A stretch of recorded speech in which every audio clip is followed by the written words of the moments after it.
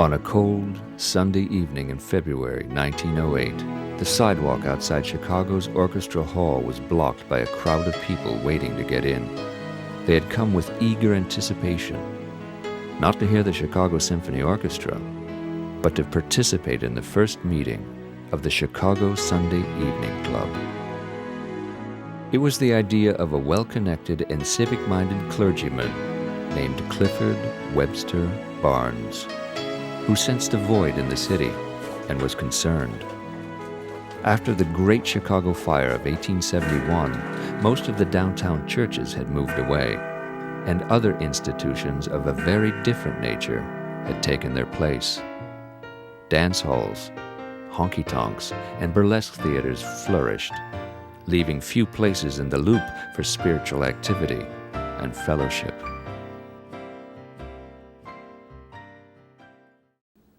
Barnes went to local pastors to ask for their help in organizing a Sunday evening meeting where prominent religious leaders from across the country would come to speak. But his fellow church leaders tried to discourage him, unconvinced that anything could be done in the heart of the city. But Barnes was not one to give up.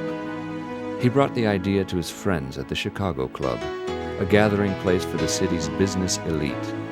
"Suppose we do it," he said, "and make it an organization to promote the moral and religious welfare of the city."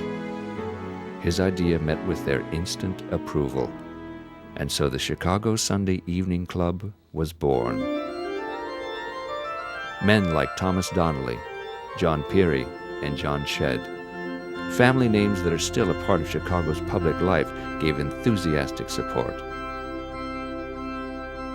With its notable speakers and outstanding music, it was an immediate success, drawing enormous crowds of 3,000 people week after week, and often turning people away at the door. For the next 36 years, the Chicago Sunday Evening Club would be Clifford Barnes' principal passion. He remained president of the club until his death in 1944, and continued building the organization's reputation as a place to hear our nation's most prominent religious voices. Their messages created goodwill among people of all faiths, emphasizing a common belief in God and concern for our neighbors throughout the world. Barnes led the Sunday Evening Club to its first venture on the air when it was launched on national radio in 1922. He led services with William Jennings Bryan, Jane Addams, Harry Emerson Fosdick, and Booker T. Washington as the principal speakers. His work earned him the unofficial title Bishop of the Loop, and the club was called the nation's pulpit. "When the world is at its worst," Clifford Barnes wrote in 1944, "it certainly needs religion at its best, and that time is now."